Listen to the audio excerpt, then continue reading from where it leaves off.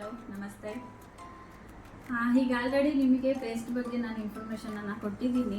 ಹಲ್ಲನ್ನು ಕಾಪಾಡ್ಕೊಳ್ಳೋದಕ್ಕೆ paste ಎಷ್ಟು ಮುಖ್ಯನೋ ಅದೇ ರೀತಿ ಬ್ರಷ್ ಕೂಡ ನಮಗೆ ತುಂಬ ಇಂಪಾರ್ಟೆಂಟ್ ಆಗುತ್ತೆ. ಯಾಕಂತಂದರೆ ಹಲ್ಲನ್ನು ಎನಾಮಲನ್ನು ಕಾಪಾಡ್ತಕ್ಕಂಥ ಪ್ರಮುಖವಾದ ಕೆಲಸ ಮಾಡೋದು ಬ್ರಷ್.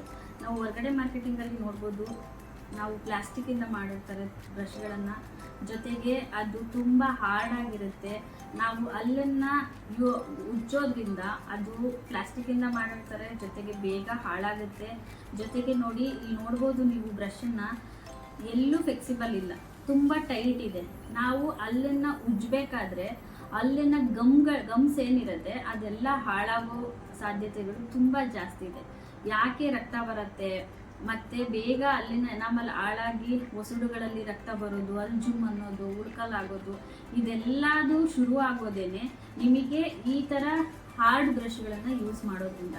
ಸೊ ಹಾಗಾಗಿ ಒಳ್ಳೆ ಬ್ರಷ್ ಯಾವುದು, ಎಲ್ಲಿದೆ ಅಂತ ನೋಡೋದಾದರೆ ಒಳ್ಳೆಯದು ಇದು ನೋಡಿ, ಸೆನ್ಸೊಡಾನ್ ಬ್ರಷ್. ಇದು ನಿಮಗೆ 60-70 ರೂಪಾಯಿ ಆಗುತ್ತೆ ಹೊರಗಡೆ ಮಾರ್ಕೆಟಲ್ಲಿ. ಸೊ ಈ ಬ್ರಷನ್ನೇ ನೀವು ಅಬ್ಸರ್ವ್ ಮಾಡ್ಬೋದು, ತುಂಬ ಪ್ಲಾಸ್ಟಿಕ್ಕಿಂದ ಇದೆ, ಯಾವುದೇ ರೀತಿ ಫ್ಲೆಕ್ಸಿಬಲ್ ಇಲ್ಲ, ಜೊತೆಗೆ ಹಾರ್ಡ್ ಇದೆ, ನಿಮ್ಮ ಹಲ್ಲನ್ನು ಎನಾಮಲನ್ನು ಹಾಳು ಮಾಡುತ್ತೆ. ಸೊ ಹಾಗಾದರೆ ನಮ್ಮ ಕಂಪನಿಯಲ್ಲೂ ಕೂಡ ನಿಮಗೆ 2 ರೀತಿಯ ಬ್ರಷ್ಗಳನ್ನು ನೀವು ನೋಡಬಹುದು. ನಿಮಗೆ 2 ರೀತಿಯ ಬ್ರಷ್ಗಳಲ್ಲೂ ಕೂಡ ಬೆನಿಫಿಟ್ಸ್ ತುಂಬಾ ಇದೆ. ಇದು ಪ್ಯಾಕ್ ಆಫ್ 4 ಬರುತ್ತೆ, ಇದು ಪ್ಯಾಕ್ ಆಫ್ 3 ಬರುತ್ತೆ. ಸೊ ಇದ್ರದ್ದು ಬೆನಿಫಿಟ್ ಏನಪ್ಪ ಅಂತ ನೋಡೋದಾದರೆ, ನೀವಿಲ್ಲಿ ನೋಡ್ಬೋದು ಟಂಗ್ ಕ್ಲೀನರ್ ಇದೆ, ಮತ್ತು ಫ್ಲೆಕ್ಸಿಬಲ್ ಇದೆ, ಜೊತೆಗೆ ನಿಮಗೆ ಗ್ರಿಪ್ಪಬಲ್ ಇದೆ. ನೀವು ಹಲ್ಲಿನ ಬ್ರಷ್ ಮಾಡೋದಕ್ಕೆ ಒಳ್ಳೆ ಗ್ರಿಪ್ ಇದೆ. ಜೊತೆಗೆ ಯಾವಾಗಲೂ ಅಷ್ಟೇ ಬ್ರಷಲ್ಲಿ ಈ ಥರ ಸ್ಕ್ವಯರ್ ಆಗಿ ಇರಬೇಕು, ಸ್ಟ್ರೈಟ್ ಆಗಿ ಇರಬಾರ್ದು. ಯಾವಾಗಲೂ ಈ ಥರ ಇದ್ದಾಗ ನಮಗೆ ದೌಡೆ ಹಲ್ಲುವರೆಗೂ ಬ್ರಷ್ನ ಮಾಡೋದಕ್ಕೆ ತುಂಬಾ ಸಹಾಯ ಆಗುತ್ತೆ. ಯಾಕೆ ಅಲ್ಲಲ್ಲಿ ದೌಡೆ ಹಲ್ಲೇ ನಮಗೆ ಫಸ್ಟು ಉಳ್ಕಲಾಗುತ್ತೆ ಅಂತ ಹೇಳೋದಾದರೆ, ನಮ್ಮ ಬ್ರಷು, ನಾವು ಯೂಸ್ ಮಾಡ್ತಕ್ಕಂಥ ಬ್ರಷ್ಗಳು ಕೊನೆಯವರೆಗೂ ತಲುಪೋದಿಲ್ಲ. ಜೊತೆಗೆ ನಾವು ಹಲ್ಲು ವೈಟ್ ಆಗಬೇಕು ಅನ್ನೋ ಕಾರಣಕ್ಕೆ ಎರಾಬಿರಿ ಹೆಂಗಂದರೆ ಹಂಗೆ ಹಲ್ಲು ಉಜ್ಜುತ್ತೀವಿ, ಖಂಡಿತ ಆ ರೀತಿ ಹಲ್ಲು ಉಜ್ಜಬಾರ್ದು. ಯಾವಾಗಲೂ ಸರ್ಕ್ಯುಲರ್ ಮೋಷನಲ್ಲಿ ಹಲ್ಲನ್ನು ಬ್ರಷ್ ಮಾಡಬೇಕು.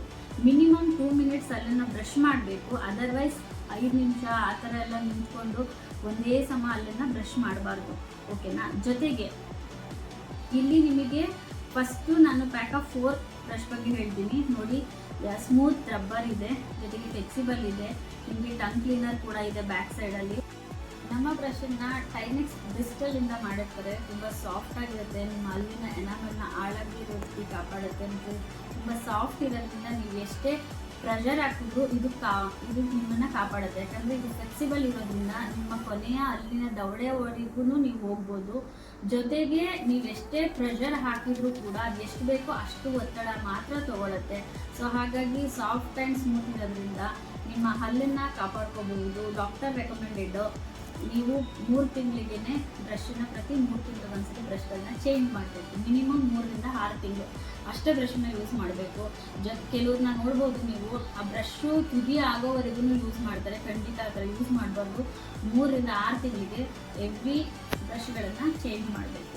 ಜೊತೆಗೆ ನಾವು ಇನ್ನೊಂದು ಬ್ರಷ್ನ ನೋಡೋದಾದರೆ, ನಿಮಗೆ ಇಲ್ಲಿ ನೋಡ್ಬೋದು ಜಿಗ್ಜಾಗ್ ಥರ ಇದೆ. ಸೊ ನಿಮ್ಮ ಒಸಡನ್ನು ಕಾಪಾಡ್ತಕ್ಕಂತಹ ಒಂದು ಸಾಫ್ಟ್ ಲೇಯರನ್ನು ಕೊಟ್ಟಿದ್ದಾರೆ. ಸೊ ಟಂಗ್ ಕ್ಲೀನರ್ನ ಕೊಟ್ಟಿದ್ದಾರೆ.